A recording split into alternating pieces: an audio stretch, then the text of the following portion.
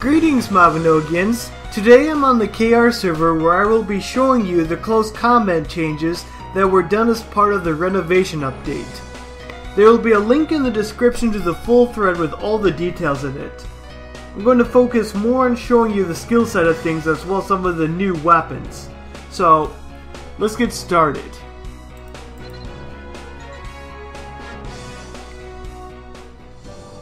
First change is counterattack. Counterattack when used with a close combat weapon will allow you to walk while it's loaded. This does not work with a non-close combat weapon. So if I tried loading counterattack, you can't move. I'm clicking around and nothing's happening. So it has to be with a close combat weapon, which would be swords, axes, and blunt weapons. Next change is to defense. Now, defense when you're not wielding a shield will just walk like normal, but if you go ahead and equip a shield, you'll be able to run with it. This only applies to things that are actually classified as a shield. If I try to do it with a book, I'll just end up walking like normal. So, not really, so that's the change to that. Next change is to charge. This one would be better if I demonstrated on some mobs.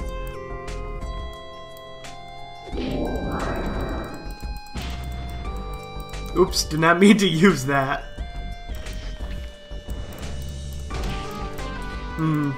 Actually, I need them all grouped together for that to work a little better. Let me see here. Wait for that cooldown to end.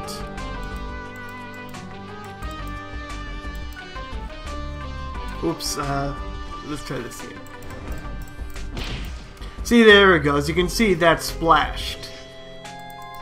So, now, at higher ranks they'll have a higher radius, and of course this also applies to Assault Slash as well. Charge has now been reduced to 120% damage, and for humans and elves, and for 240% for giants, but it's now based off of weapon damage instead of bare-handed damage. The splash damage is 70% for both Assault Slash and Charge and does not cause aggro. So, also I'm going to show you Assault Slash real quick.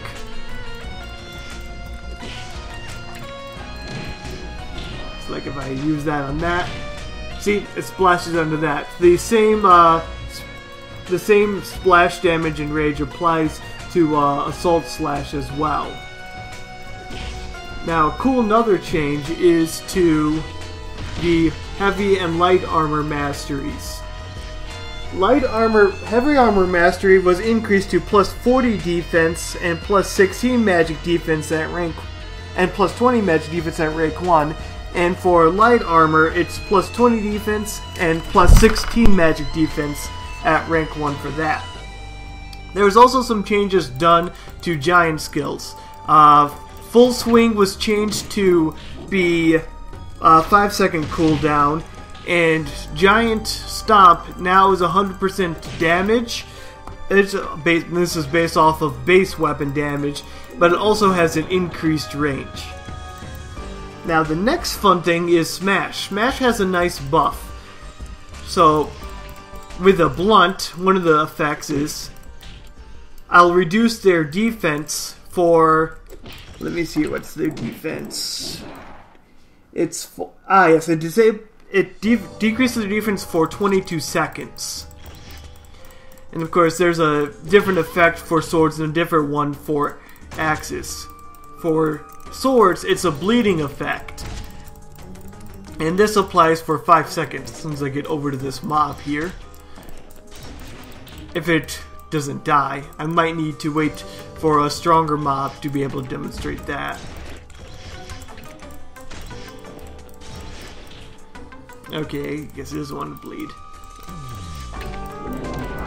Alright, for humans it's a 50% chance that this will actually activate. For elves it's 40% chance, and for giants it's 60% chance.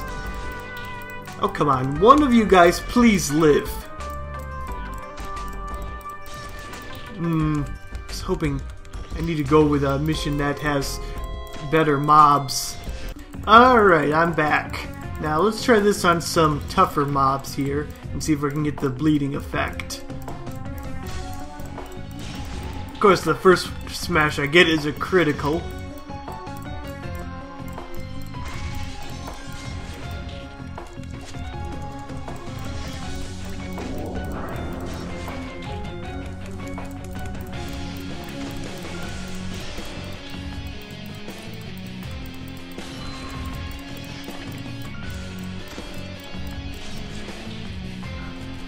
Nope.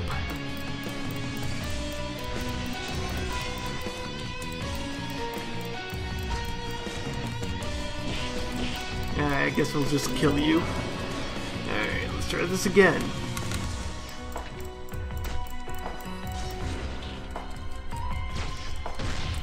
Nope.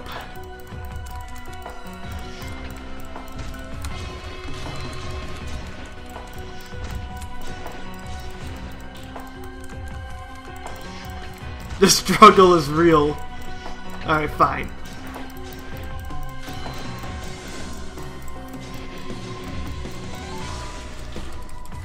Man, this is annoying.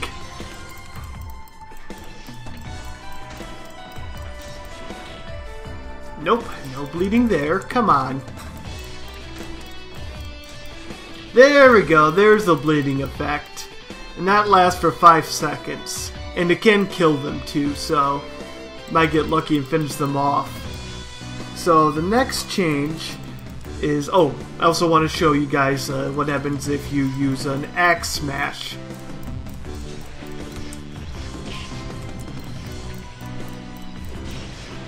As you notice, they turn blue. Now for this effect, it disables their magic and alchemy for...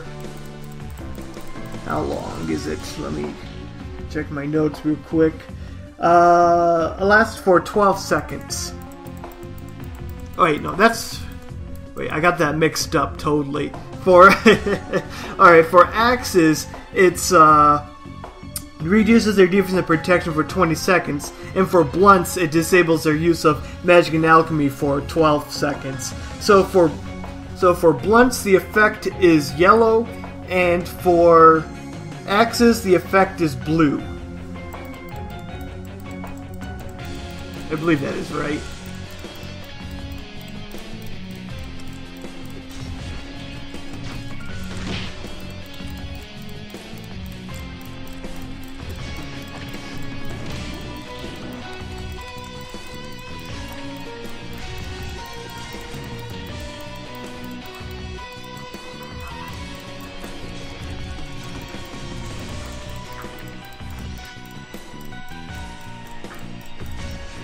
Okay, yeah, that's right. For axes it's blue and for blunt it's yellow. Alright, so that covers the smash changes. The next one to go over will be Final Hit. So Final Hit has a nice boost. It's a 400% damage, and it has a visible bar, and you no longer get knocked back when you get hit with it.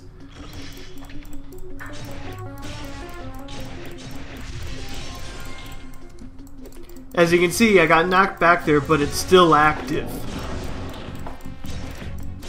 So, Final Hit is a lot more potent now.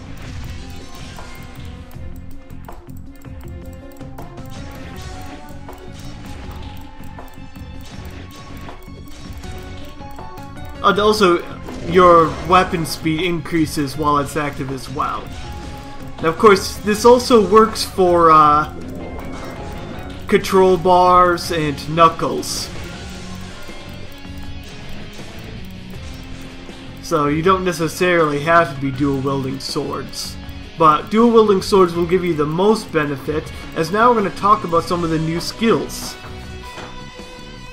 First we have a dual weapon mastery, which is, well, it's like, let me rank a few things.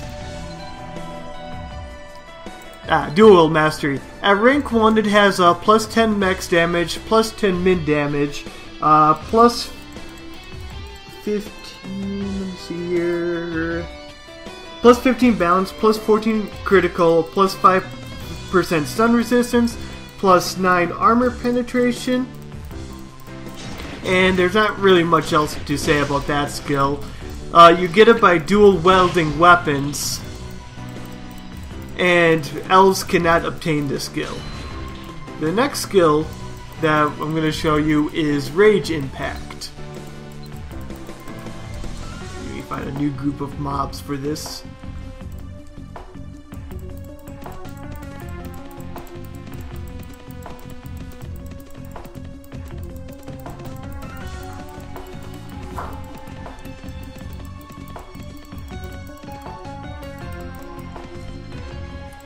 So here's Rage Impact. Now what Rage Impact does is it deals 50% damage. No, it's not 50% damage. It deals 20% damage to the mobs at rank 1 and gives you a 50% damage boost to mobs affected to it for about 10 seconds, and it also stuns them for 1.6 seconds, which is a great thing to give yourself an opening. It also has a range of 5 meters, so that's a really nice one. Next one is Bash. Now Bash is a skill that's primarily focused for boss usage, because it focuses on hitting an enemy repeatedly with it to get its uses. Now as you can see, at rank 5 you get this nice effect. So what it does is that at level 5, which is what I'm at now, for rank 1 it gives you 300% damage. You can check the link in the description for more details on the exact values there. Also, if you swing fast enough, you can hit the mobs. Ah. Alright, let me just activate Final Hit. Because they're just annoying me today, interrupting my explanation of it. Oh, actually, maybe now would be a great time to show you with control bars.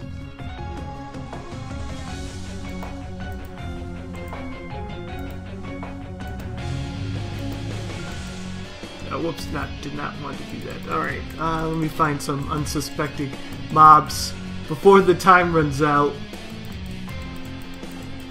No, it's gonna run out of time. Ah, bah. Alright, well I guess we'll wait for the cooldown to demonstrate that again. But back to Bash.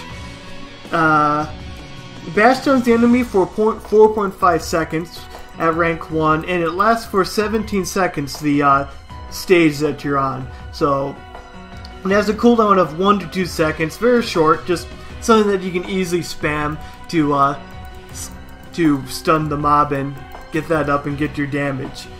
So that pretty much covers up all the skill changes and new skills. Next I'm going to move on to the weapons while I wait for this cooldown to happen. First we have the Celtic Royal Knight Sword. And of course, all these weapons come in the Celtic version and the Royal Celtic versions. The Royal Celtic variants are the better ones to use. But anyways, the Celtic Royal Knight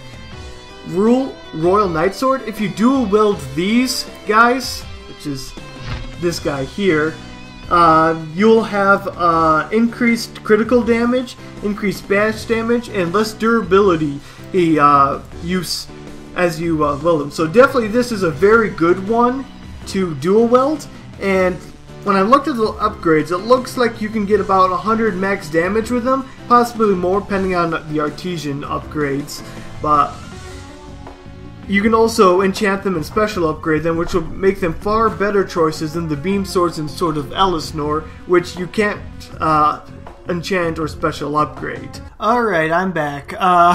Didn't realize that Mob Recorder stopped recording. Well, luckily I was done talking about the Royal Knight Sword anyways. So I'm going to move right on to the Celtic Royal Battle Axe. There's not really much else to say about the other weapons, but you'll find out more details in the link in the description. But these can all be enchanted and special upgraded.